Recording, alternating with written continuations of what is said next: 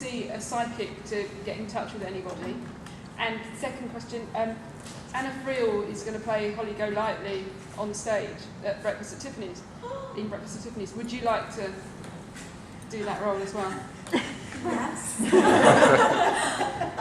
Yes, I need a moment. Why did you call me?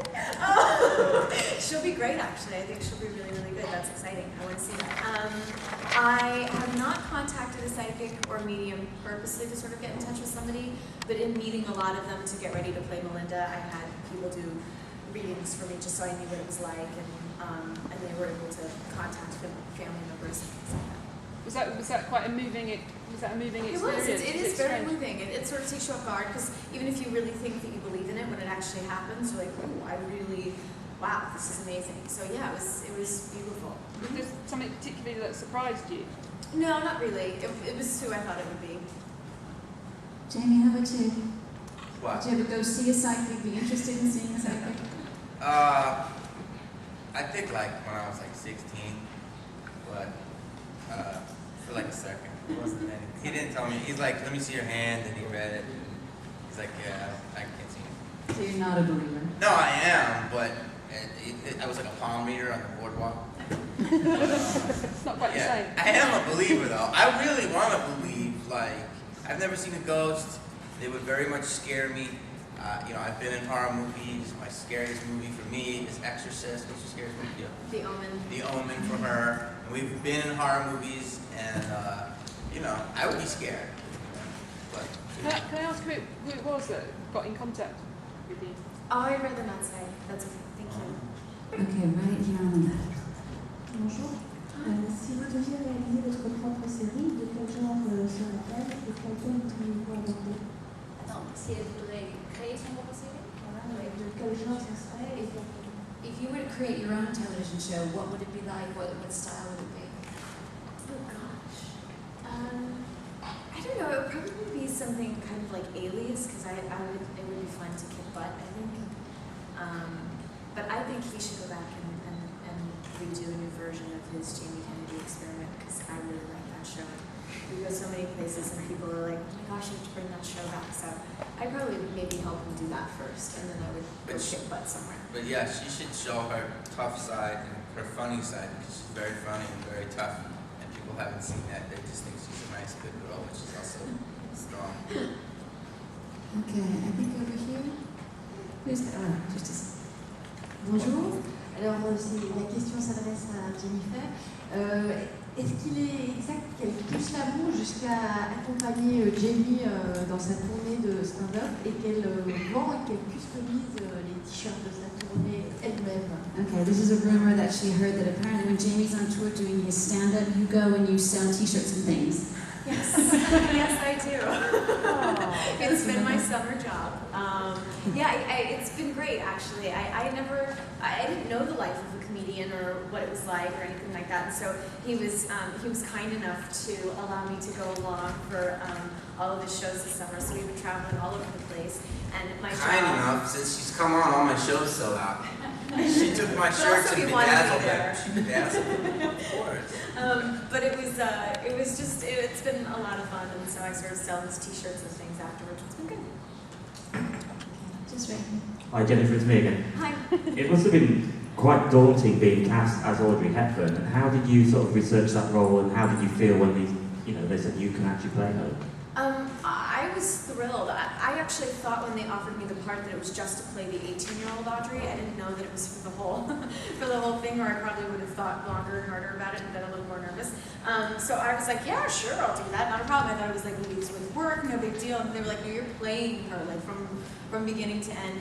And I was really excited until all the press started coming out about it, and everybody was like, oh, she's not pretty enough, she can't act, why is she going to do this, everybody's going to make fun of her, this is a big mistake. And then I suddenly got really, really nervous, and I actually thought about getting out of it at one point. And I was in my bedroom at my mom's house. I was still living with my mom at the time, and she came in my room. She's like, what is wrong with you? You seem so sad. And I was like, I can't do this. I have to quit. Like, I can't do it.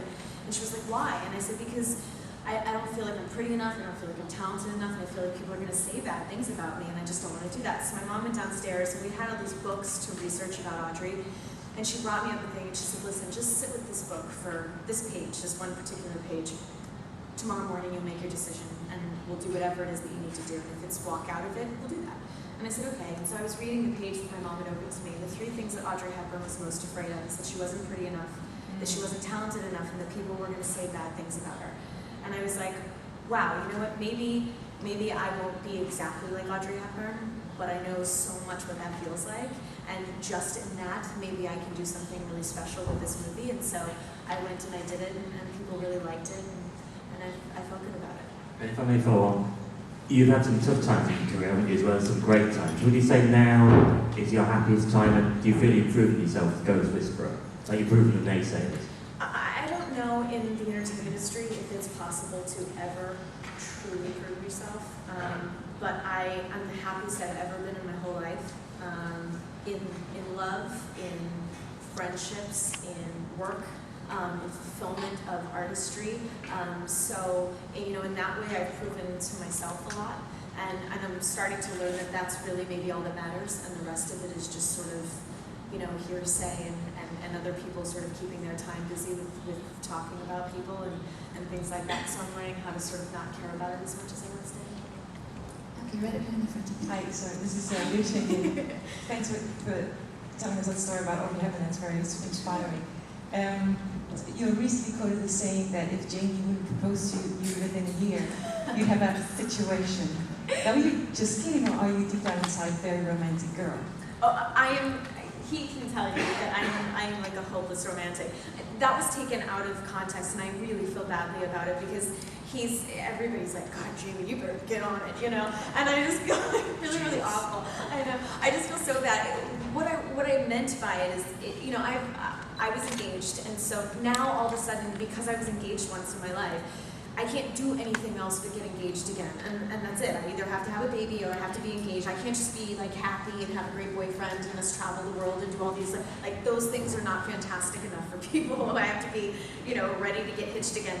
And so I had said to them, I said, you know, I said I'm feeling pretty good about myself, and Jamie's a pretty great guy, and I think I have a lot to offer. And I was like, so, you know, it's like we've been going out almost 6 months, and you know, if in a year, which would make it a year and a half, he's not thinking about it, then I'd be like, dude, we gotta go to dinner, we need to sit down, we need to have a conversation.